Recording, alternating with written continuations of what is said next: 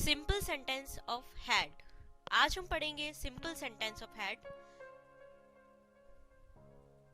जिनकी पहचान है कि जिन वाक्यों में कोल सी और कोल सन शब्दों का इस्तेमाल होता है वहां हम हैड का प्रयोग करते हैं। इन वाक्यों में सब्जेक्ट आई, वी, यू, दे या ही, शी, इट, प्लूरल और सिंगुलर दोनों ही सब्जेक्ट के साथ हम हैड का प्रयोग करते हैं। अब देखते हैं एग्जाम्पल।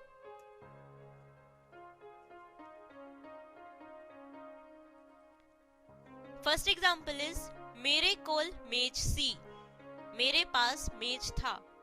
यहाँ आप देख सकते हैं कि इस वाक्य में कोल सी शब्द का इस्तेमाल किया गया है, जिससे कि पता चलता है कि यहाँ हमें हैड का प्रयोग करना है।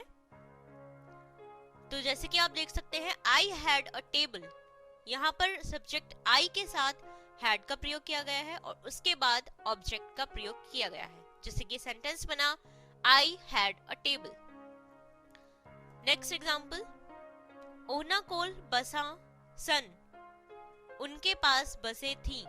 यहाँ भी आप देख सकते हैं कि इस वाक्य में कोल सन शब्द का प्रयोग हुआ है, जिससे कि हमें पता चलता है कि यहाँ हमें हैड का प्रयोग करना है।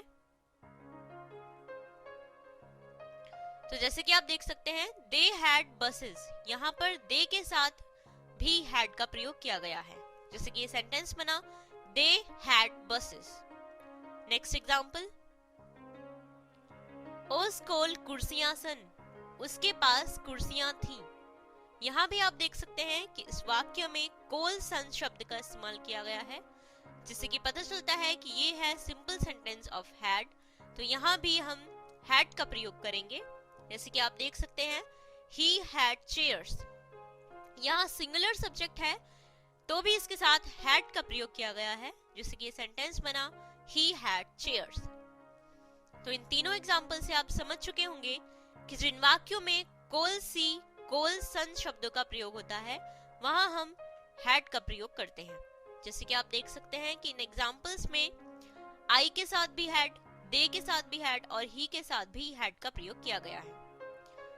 अब देखते हैं नेगेटिव सेंटेंस, यानी कि नावाचक वाक्य। नावाचक विच सब्जेक्ट दे नाल डिड नॉट हैव लगता है, यानी कि नेगेटिव सेंटेंस में सब्जेक्ट के साथ डिड नॉट हैव लगता है। फर्स्ट एग्जाम्पल, मेरे कोल मेज नहीं सी, मेरे पास मेज नहीं था। I did not have a table, यहाँ आप देख सकते हैं कि आई के साथ डिड नॉट हैव का प्रयोग किया गया है, जिससे कि सेंटेंस बना I did not have a table. Next example, ओना कोल बसा नहीं सन, यहाँ आप देख सकते हैं कि कोल नहीं सन शब्द का प्रयोग किया गया है, जिससे कि पता चलता है कि ये है सिंपल सेंटेंस ऑफ हैड का नेगेटिव सेंटेंस। तो यहाँ पर they did not have buses, यानी कि दे के साथ डिड नॉट हैव का प्रयोग किया गया है, जिससे कि सेंटेंस बना they did not have buses. Next example, उस कोल कुर्सियां नहीं सन, यहाँ पर भी कोल नहीं सन शब्दों का प्रयोग किया गया है, तो यहाँ भी हम सब्जेक्ट के साथ डिड नॉट हैव का प्रयोग करेंगे, जैसे कि आप रूल में पढ़ चुके हैं। He did not have chairs, यहाँ आप देख सकते हैं कि ही के साथ भी डिड नॉट हैव का प्रयोग किया गया है, जिससे कि सेंटेंस बना he did not have chairs. अब देखते हैं इंटेरोगेटिव यानी कि प्रश्नवाचक वाक्य। इन्हां वाक्यां विच डिड दी वरतों सब्जेक्ट तो पहला हुंदी है, यानी कि इंटेरोगेटिव या प्रश्नवाचक वाक्य में डिड का प्रयोग सब्जेक्ट से पहले करते हैं। एग्जाम्पल, कि मेरे कोल मेज सी, क्या मेरे पास मेज था। यहाँ आप देख सकते हैं कि की शब्द का इस्तेमाल वाक्य में सबसे पहले किया गया है, जिससे कि पता चलता है कि यह है इंटेरोगेटिव यानी कि प्रश्नवाचक वाक्य। और यहाँ जैसे कि रूल में आप पढ़ चुके हैं डिड का इस्तेमाल हम सब्जेक्ट से पहले करेंगे।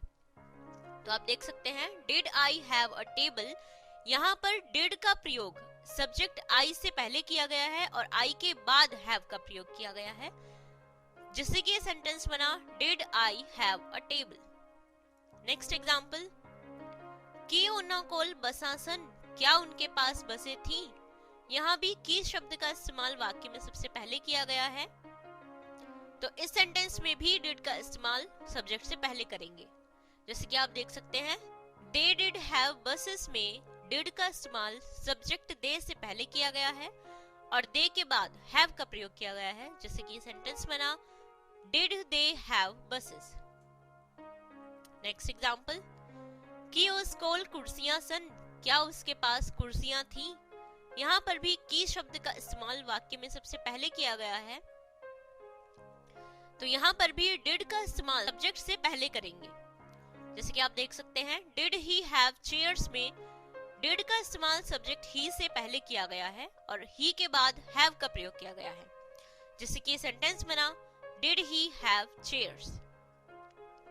तो इन सभी एग्जाम्पल से आप समझ चुके होंगे कि जिन वाक्यों में कोल सी और कोल सन शब्द का प्रयोग होता है वहां हैड का प्रयोग करते हैं, और नेगेटिव सेंटेंस यानी नावाचक वाक्यों में सब्जेक्ट के साथ डिड नॉट हैव लगाते हैं, और इंटरोगेटिव यानी कि प्रश्नवाचक वाक्यों में डिड का इस्तेमाल सब्जेक्ट से पहले करते हैं। अब यहाँ पर ध्यान देने वाली बात यह है कि सिंगुलर ऑब्जेक्ट के साथ ए का प्रयोग करते हैं और प्लूरल ऑब्जेक्ट के साथ एस या ई एस का प्रयोग करते हैं। सिंगुलर ऑब्जेक्ट में जैसे कि आप देख सकते हैं first example, I had a table में एक टेबल के लिए ए वर्ड का इस्तेमाल किया गया है।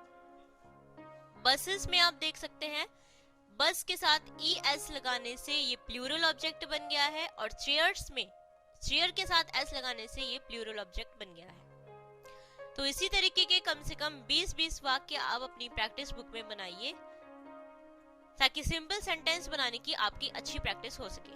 अब हम आपको दिखा रहे हैं कुछ वोकैबुलरी। इन वोकैबुलरी को भी आप याद करें।